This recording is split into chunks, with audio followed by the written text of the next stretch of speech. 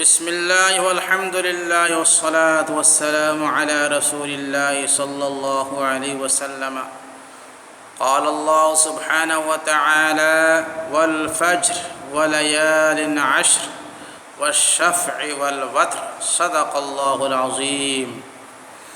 محترم حضرات، جیسا کہ آپ حضرات کو معلوم ہے، یہ مہینہ ذی الحج کا مہینہ ہے۔ اس مہینہ کی فضیلت احادیث میں بکثرت وارد ہوئی ہے۔ نبی علیہ السلام کا ارشاد ہے، سید الشہور شہر رمضان واعظمها حرمة ذو الحجہ، رواہ البیہقی۔ یہ روایت بیہقی شریف کی ہے۔ نبی علیہ السلام فرماتے ہیں، مہینوں کا سردار رمضان المبارک کا مہینہ ہے اور حرمت کے اعتبار سے سب سے بڑا عظمت اور حرمت والا مہینہ ذی الحجہ کا مہینہ ہے۔ اس مہینہ کی خاص طور پر پہلے 10 دن اور 10 راتوں کی بڑی فضیلت احادیث میں آئی ہے۔ چنانچہ قرآن کریم میں سورۃ الفجر کی شروع میں اللہ نے جو 3 چیزوں کی قسم کھائی، والفجر، فجر کے وقت کی، اس فجر کے وقت سے کون سا وقت مراد ہے؟ مفسرین میں سے ایک جماعت کا خیال ہے کہ ذی الحج کے یکم ذی الحج، یعنی ذی الحج کے مہینہ کی پہلی تاریخ کا فجر مراد ہے۔ ولیال عشر، یعنی 10 راتوں کی قسم۔ ان 10 راتوں سے بھی اکثر مفسرین کہتے ہیں کہ ذی الحج کی 10 راتیں ہیں، پہلی تاریخ سے لے کر 10 تاریخ تک۔ اور والشفع والوتر، شفع سے مراد یوم النحر مراد لیتے ہیں، والوتر، وتر سے یعنی طاق سے مراد یوم عرفہ مراد لیتے ہیں۔ یعنی عرفہ کے دن کی قسم 9 ذی الحجہ، اور 10 ذی الحجہ یوم نحر کی قسم، اور 10 رات یعنی ذی الحجہ کے 10 رات اور 10 دن ان کی قسم۔ راتوں کے ساتھ دن بھی آ جاتے ہیں، اس لیے ان دنوں راتوں کی بڑی فضیلت ہے۔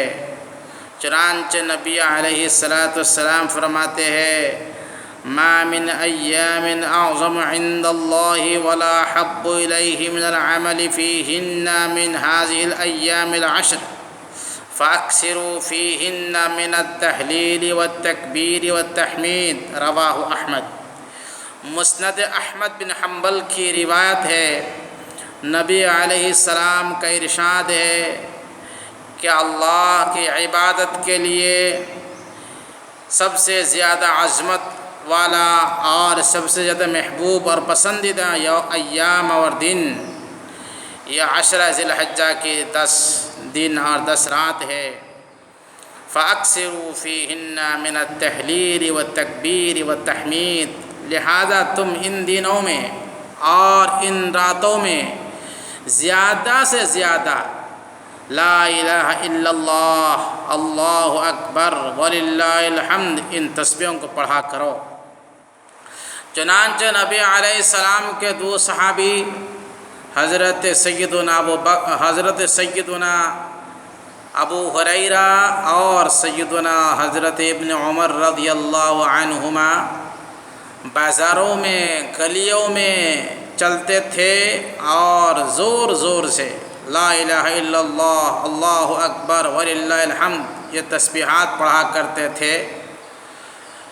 لوگ ان کی یاد دہانی سے بھی لوگ پڑھتے تھے، ان کے یاد دہانی سے لوگ ان کے اتباع کرتے ہوئے تسبیحات پڑھتے تھے۔ لہذا ان دنوں میں کثرت کے ساتھ تسبیحات زور زور سے پڑھنا چاہیے، چلتے پھرتے اٹھتے بیٹھتے۔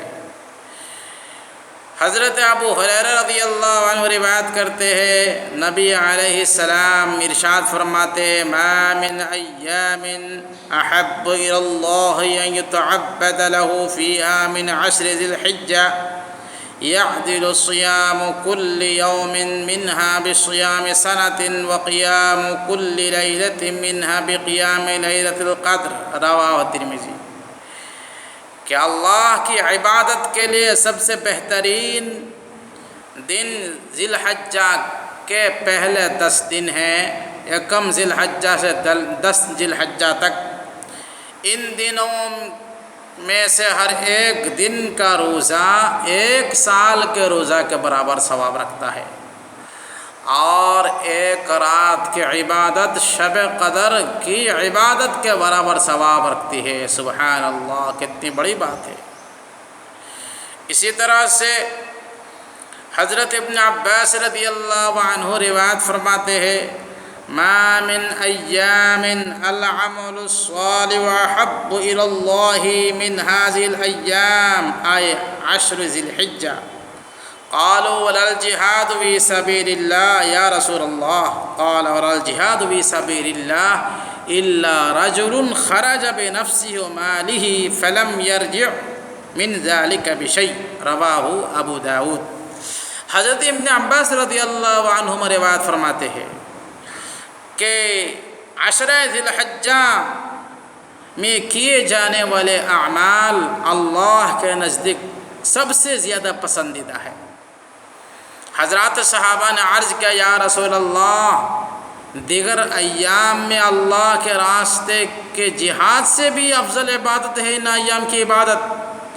حضور علیہ السلام نے فرمایا، ہاں، ان ایام کی عبادت، ان دنوں اور راتوں کی عبادت دوسرے ایام اور دوسرے دن اور راتوں کے جہاد فی سبیل اللہ سے بھی بہتر ہے، جہاد فی سبیل اللہ سے بھی بہتر ہے، مگر الا رجل خرج بنفسه وماله فلم يرجع من ذلك شيء۔ ہاں، اگر کوئی آدمی اللہ کے راستے میں نکلتا ہے اپنا جان اپنا مال لے کر اور اللہ کے راستے میں شہید ہو جاتا ہے، واپس نہیں آتا ہے، تو اس کی فضیلت ان ایام میں عبادت کی فضیلت سے زیادہ ہے۔ اللہ اکبر کبیرہ، کتنی بڑی بات ہے، ان دنوں کی کتنی فضیلت ہے کہ جہاد بھی سبیل اللہ سے بھی بہتر عبادت ہے ان دنوں کی عبادت۔ لہذا ان دنوں میں کثرت سے اللہ اللہ کرنا چاہیے، روزہ رکھنا چاہیے، نفل نماز پڑھنا چاہیے، تلاوت کرنا چاہیے، صدقہ خیرات کرنا چاہیے، اور زیادہ سے زیادہ تکبیر، لا الہ الا اللہ، اللہ اکبر، سبحان اللہ، والحمد للہ وللہ الحمد، ان تسبیحات کا ورد چلتے پھرتے اٹھتے بیٹھتے کرنا چاہیے۔